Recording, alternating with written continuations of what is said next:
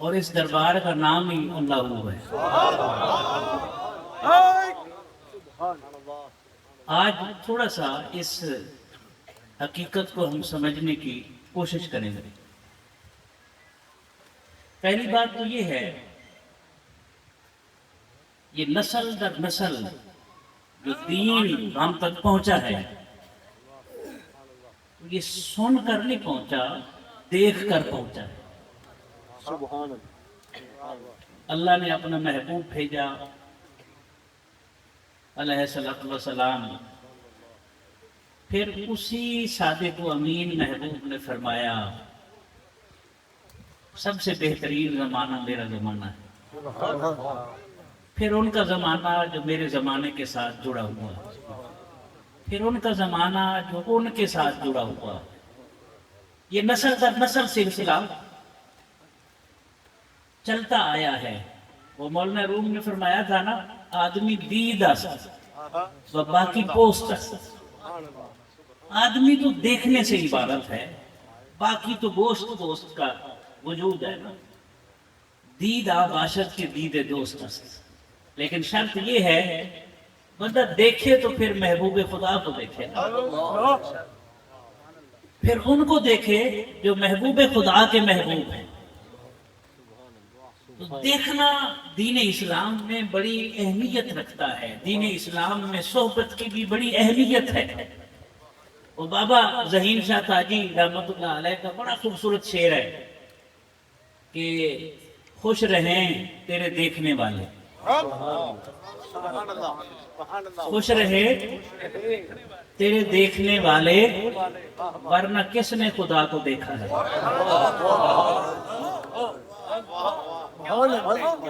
خوش رہے تیرے دیکھنے والے، ورنہ کس نے خدا کو دیکھا ہے۔ یہ نسل در نسل دیکھنا ہی ہے جو چلا آ رہا ہے، اور جن کا دیکھنا ان کے دیکھنے کے ساتھ مل جائے، عاشقان او ز خوباں خوب تر، خوش ترو زیبا ترو محبوب تر۔ یہ پہلو پیش نظر رکھتے ہوئے اب ہم تھوڑا سا اس ذکر کی حقیقت کی طرف آتے ہیں کہ ذکر کیوں ضروری ہے، ہمارے مسائل کیا ہیں، اور اللہ نے جو ایک آفاقی حقیقت بیان کر دی کہ اللہ کے ذکر میں ہی اطمینان نصیب ہوگا اور کوئی راستہ نہیں۔ کیوں؟ ایک ہمارا جسم ہے، اور اسی جسم کے اندر ایک دماغ ہے۔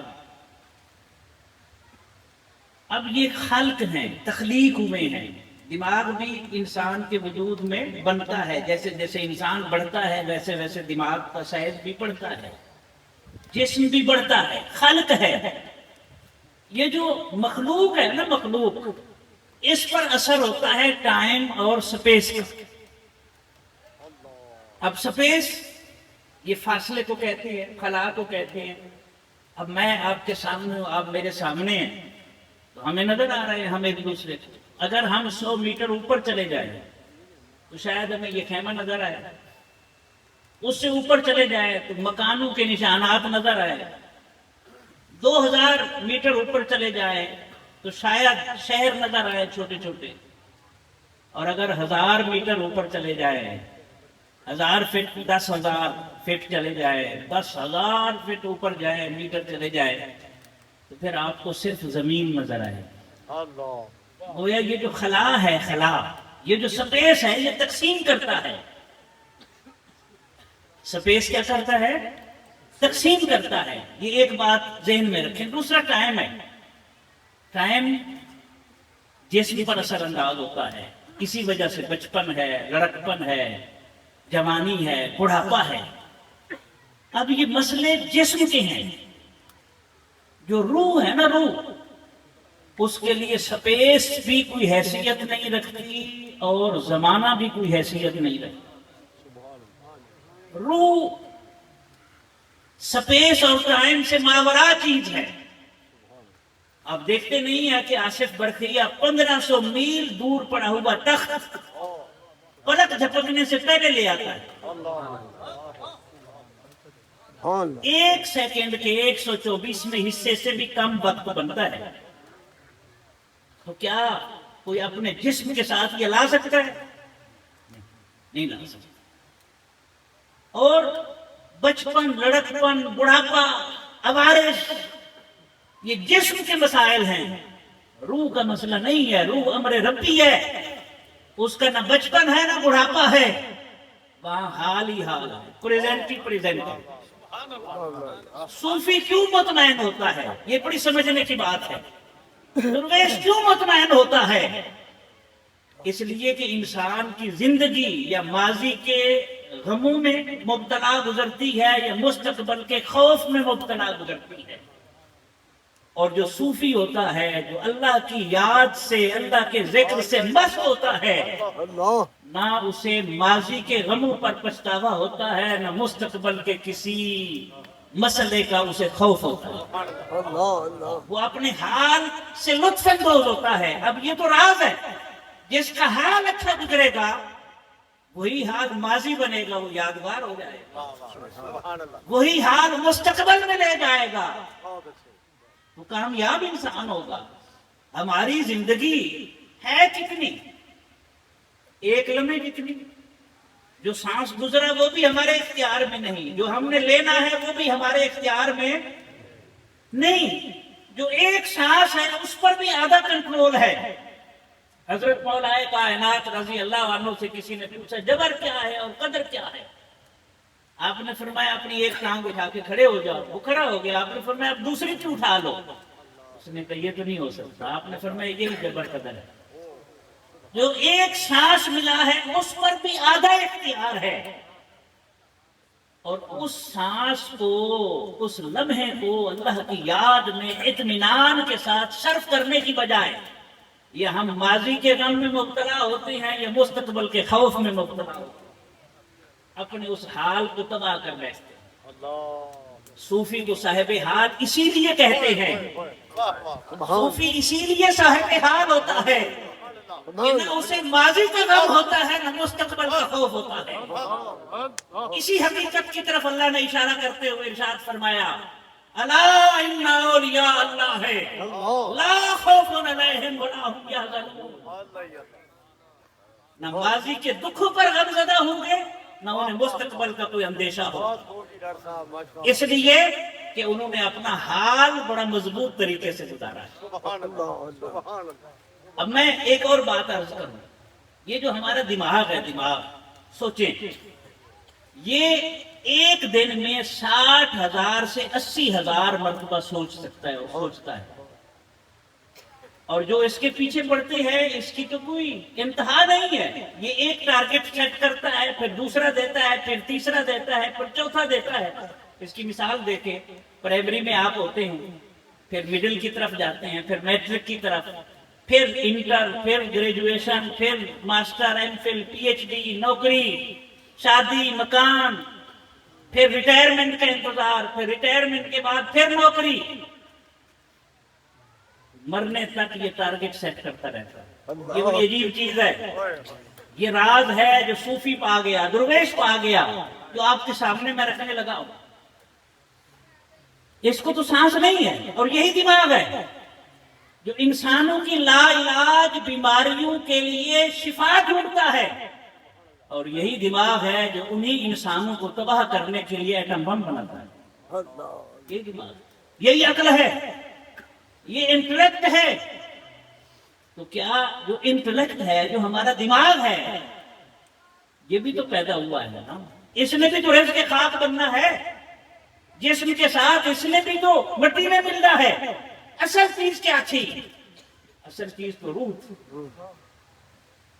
نہ جسے ٹائم کا مسئلہ ہے نہ سپیس کا مسئلہ ہے، اسے مزکا اور مصفا کر لیتے تو آپ مستقبل میں بھی دیکھ سکتے ہیں، ماضی میں بھی دیکھ سکتے ہیں۔ روح صاف ہو جائے تو اسے تو نہ کسی کا خوف ہوتا ہے نہ کسی چیز کا اسے پچھتاوا ہوتا ہے۔ روح مزکا مصفا ہو جائے، اس کے سامنے پھر کائنات ایسے ہوتی ہے جیسے ہتھیلی کے اوپر رائی کا دانہ پڑا ہوتا ہے۔ اصل انسان کی روح ہے، موت جسم کا مسئلہ ہے، موت دماغ کا مسئلہ ہے، موت روح کا مسئلہ نہیں ہے، روح پر موت نہیں آتی، روح تو اپنے مالک کی طرف لوٹ جاتی ہے۔ اور جب وہ وقت آتا ہے جو کامیاب زندگی گزار کے روح جسم سے جدا ہونے کے لیے تیار ہوتی ہے، تو صرف وہ نہیں بے قرار ہوتی رب کی بارگاہ میں جانے کے لیے، بلکہ رب اس کے استقبال کے لیے مشتاق ہوتا ہے۔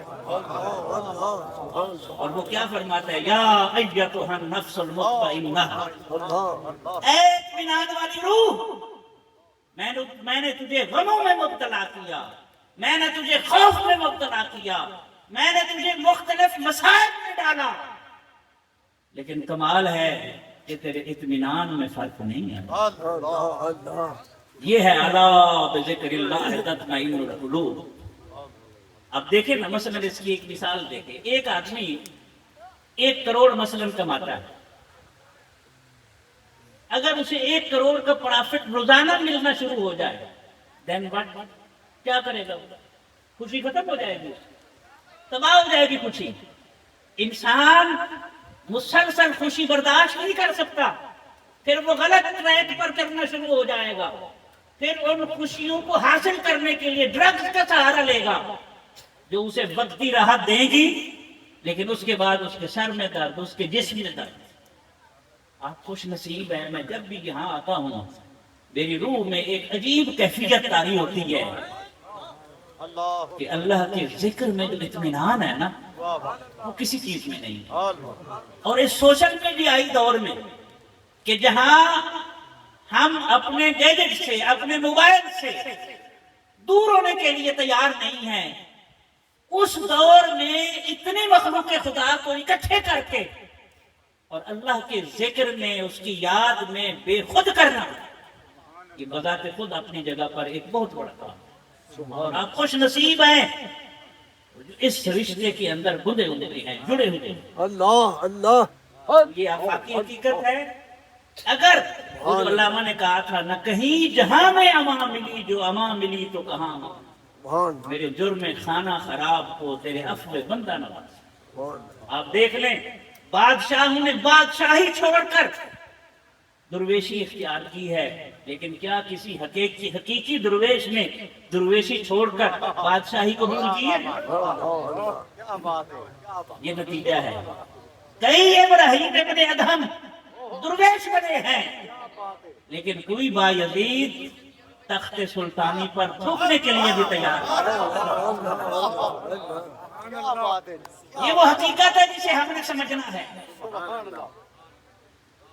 اور میں پھر کہہ رہا ہوں، آپ اللہ کے ذکر میں اس طرح مدہوش ہوں، آپ کی روح اتنی مزکہ مصفہ ہو کہ جب آپ اللہ کا ذکر کر رہے ہوں تو محسوس کریں آپ کا تعلق عالم بالا کے ساتھ جڑ گیا۔ آپ نے دیکھے نا، علی سے بات ہے نا، حضور علیہ السلام نے کیا فرمایا؟ احسان کیا ہے؟ احسان یہ ہے کہ اپنے رب کی اس طرح عبادت کرو گویا اسے دیکھ رہے۔ اور اگر یہ کیفیت پیدا نہیں ہوتی تو یہ یقین رکھو کہ وہ مجھے دیکھ رہا ہے۔ یہ علم ہے، یہ بات کرنا علم ہے، اور اس حالت میں عبادت کرنا حال ہے، اور صوفی صاحب حال ہوتا ہے۔